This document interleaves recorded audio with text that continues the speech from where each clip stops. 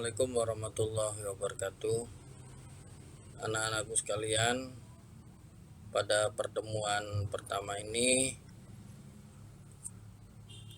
sebaiknya kita lakukan, atau mungkin Bapak akan memperkenalkan diri Bapak dulu. Nama Bapak yaitu Muhammad Khalid dan dipercaya oleh madrasah untuk mengajar mata pelajaran TIK. Ya, mungkin di kelas e-learning itu prakarya, jadi prakarya atau TIK. Baik, langsung saja. Dalam kondisi yang saat ini kita tetap semangat walaupun kita belajarnya menggunakan daring. Oke, kita akan membahas materi pertama, yaitu tentang fungsi dan proses kerja peralatan TIK. Definisi TIK. Mungkin kalian bertanya, apa sih yang disebut dengan TIK? TIK itu adalah singkatan dari teknologi, informasi, dan komunikasi. Teknologi yaitu pengembangan dan aplikasi dari alat, mesin, material, dan proses yang menolong manusia dalam menyelesaikan masalahnya. Sementara informasi yaitu hasil dari pemrosesan, manipulasi, dan pengorganisasian sekelompok data yang memberikan nilai pengetahuan atau knowledge bagi penggunanya. Dan komunikasi yaitu proses penyampaian informasi berupa pesan, ide, maupun gagasan dari satu pihak ke pihak yang lainnya agar terjadi hubungan yang saling mempengaruhi di antara keduanya.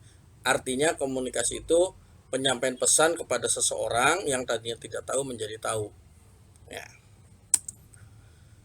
Bahkan ada juga di sana Australian National Training Authority atau sebutan ANTA mendefinisikan teknologi informasi dan komunikasi itu yaitu sebagai alat pengembangan teknologi dan aplikasi dari komputer dan teknologi berbasis komunikasi untuk memproses, menyajikan, mengolah data dan informasi. Dan masih banyak lagi tentunya definisi-definisi tentang TIK. Ya. Contoh dari peralatan TIK. Yang pertama yaitu komputer. Apa sih komputer? Komputer yaitu merupakan sebuah alat yang berguna untuk mengolah data menjadi informasi menurut prosedur yang telah dirumuskan atau diatur sebelumnya. Kemudian yang kedua yaitu proyektor LCD, atau mungkin kita sudah familiar dengan istilah infocus. Nah, itu fungsinya untuk menayangkan informasi yang berasal dari komputer ataupun media informasi lainnya. Bisa dari DVD player ataupun dari TV. Berikutnya adalah GPS, singkatan dari Global Positioning System, yaitu alat informasi yang berfungsi untuk menentukan letak atau arah ataupun kecepatan suatu benda yang berada di permukaan bumi.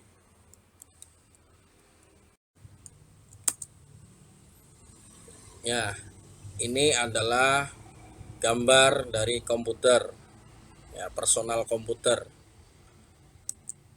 Kemudian ini contoh atau gambar dari LCD proyektor. Dan yang ini adalah gambar dari GPS.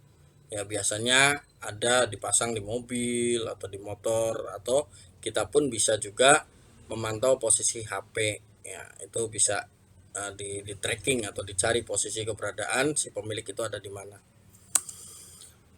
Kemudian klasifikasi komputer. Berdasarkan kegunaannya, komputer dapat dikelompokkan menjadi beberapa bagian. Yang pertama yaitu general purpose computer. Nah, komputer yang jenis ini digunakan secara umum untuk kegiatan sehari-hari. Misalnya untuk mengetik dokumen, untuk menghitung, dan juga membuat desain grafis atau keperluan lainnya lah, keperluan umum lainnya. Ya, bisa untuk editing video dan lain sebagainya. Itu adalah general purpose computer. Kemudian yang kedua yaitu special purpose computer atau komputer yang didesain khusus untuk pekerjaan tertentu. Contohnya yang digunakan untuk mengendalikan mesin-mesin pabrik, atau yang di alat medis itu yang biasa digunakan untuk USG kepada orang yang sedang hamil, biar kita bisa melihat posisi janin atau posisi bayi yang lagi dikandungnya. Nah, ini gambar atau contoh dari general purpose komputer, dan yang ini contoh dari special purpose komputer. Kemudian klasifikasi komputer berikutnya, berdasarkan kapasitas atau kemampuannya, komputer dapat dikelompokkan menjadi beberapa bagian. Yang pertama dengan nama komputer mikro, yaitu sebuah kelas komputer yang menggunakan mikroprosesor sebagai CPU utamanya. Apa sih CPU? CPU itu adalah singkatan dari Central Processing Unit. Nah, komputer mikro juga dikenal sebagai personal komputer atau home komputer atau small business komputer, termasuk laptop. Ya, laptop itu masuk kategori komputer mikro. Komputer mini, komputer kelas ini adalah komputer yang digunakan untuk multi user yang levelnya berada di bawah posisi kelas mainframe, ya, di bawah yang kelas menengah. Istilah mini komputer di era sekarang itu sudah tidak dianggapnya kuno lah, jadul lah, dan lain sebagainya. Nah, kemudian komputer mainframe, yaitu komputer yang ukuran besar yang digunakan memproses data dan aplikasi dalam jumlah yang besar. Mainframe komputer ini umumnya digunakan dalam perusahaan atau organisasi yang menangani data yang khusus untuk riset, contohnya untuk sensus, untuk penelitian, militer, dan lain sebagainya. Itu klasifikasi komputer berdasarkan kemampuannya. Juga ada komputer superkomputer, yaitu sebuah komputer yang memimpin di dunia dalam kapasitas proses, terutama kecepatan penghitungannya. Biasanya digunakan untuk penghitungan intensif, seperti untuk mendeteksi perakiraan cuaca, kemudian iklim, dan simulasi peledakan, dan lain sebagainya, yaitu superkomputer. Nah, ini contoh gambarnya mini komputer, mainframe, dan superkomputer. Arsitektur komputer, komputer yang kita kenal saat ini bekerja menggunakan arsitektur von Neumann yang diusulkan oleh John von Neumann pada awal tahun 1940. Arsitektur ini dibagi menjadi 4 bagian utama. Apa saja? Oke, yang pertama Arithmetic Logical Unit atau yang disebut dengan ALU. Apa sih ALU fungsinya? Yaitu sebuah alat dalam sebuah mikroprosesor yang berfungsi untuk melakukan operasi hitungan aritmetika dan logika. Kemudian control unit atau unit control, yaitu fungsinya untuk melakukan controlling terhadap operasi komputer. Memori, untuk menyimpan program atau data baik sementara maupun permanen. Sama halnya contohnya di dalam HP kita juga terdapat memori. Ya, semakin besar kapasitas memorinya, pastinya komputer itu atau HP tersebut juga bisa menampung data yang lebih banyak. Yang terakhir adalah input output. Input itu adalah perangkat masukan atau alat masukan, dan sedangkan output adalah perangkat keluaran atau yang menghasilkan keluaran. Nah, inilah gambarnya, alurnya.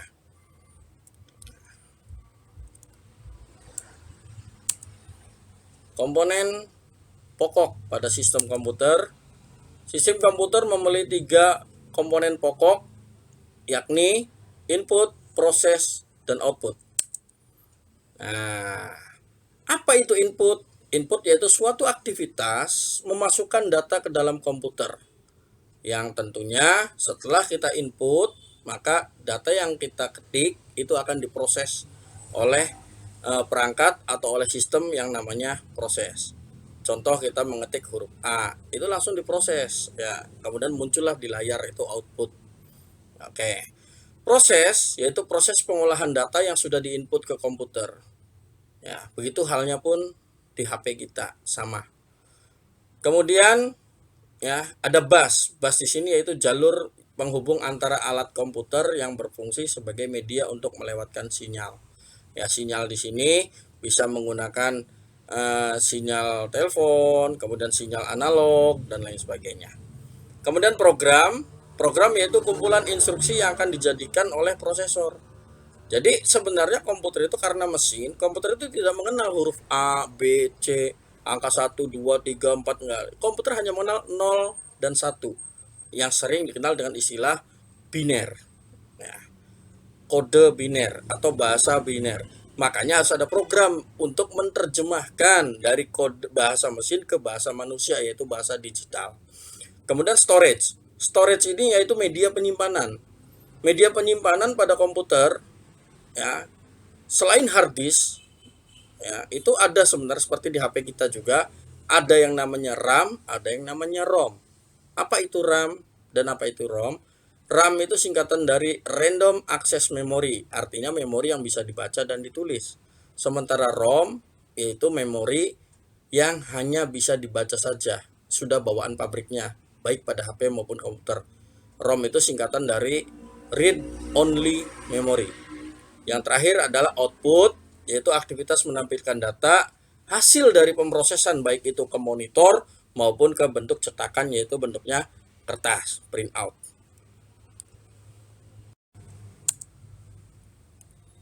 Ya, hardware komputer. Apa itu hardware? Hardware itu adalah perangkat keras komputer. Nah, bagian-bagian dari hardware atau perangkat keras dari komputer, maaf. Yang pertama adalah input device atau alat input. Fungsinya adalah memasukkan data ke dalam komputer untuk diproses pada unit atau alat pemproses. Contohnya ada mouse, ada keyboard, ada scanner, barcode reader, dan lain sebagainya. Kemudian yang kedua, alat proses. Apa itu alat proses?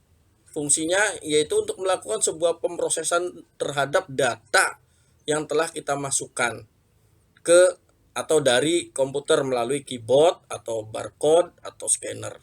Nah, diproses, apa sih alat-alat pemproses di antaranya itu? Prosesor, yaitu kalau di manusia itu otaknya, ada RAM. RAM itu memorinya, dan mainboard itu komponen-komponen yang saling keterkaitan di dalam papan induknya. Ya, semua komponen ada di sana, termasuk VGA, soundcard, dan lain sebagainya. Soundcard itu fungsinya untuk merekam atau mengeluarkan suara, sementara VGA itu untuk menampilkan gambar ke layar monitor. Kemudian alat output fungsinya itu menampilkan hasil dari pemrosesan oleh alat, ya, oleh alat pemroses. Contohnya apa? Printer. Printer itu adalah untuk menampilkan hasil kerja kita ke atas kertas. Atau monitor menampilkan di atas layar. Atau LCD proyektor untuk menampilkan ke layar lebar.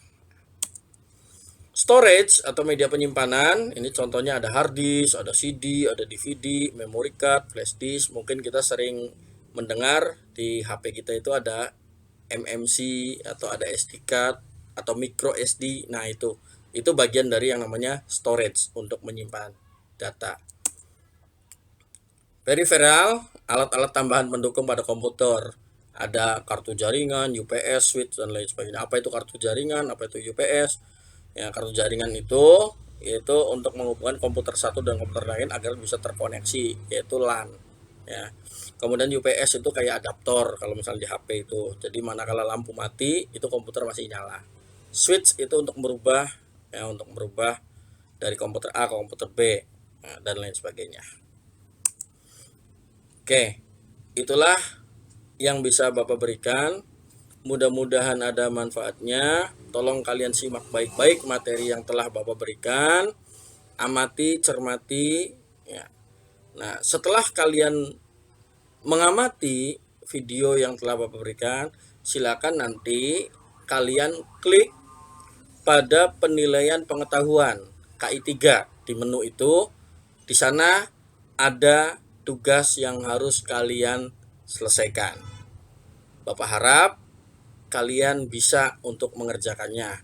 Bila ada kesusahan, putar ulang videonya. Insya Allah jawabannya ada di video yang telah kalian saksikan.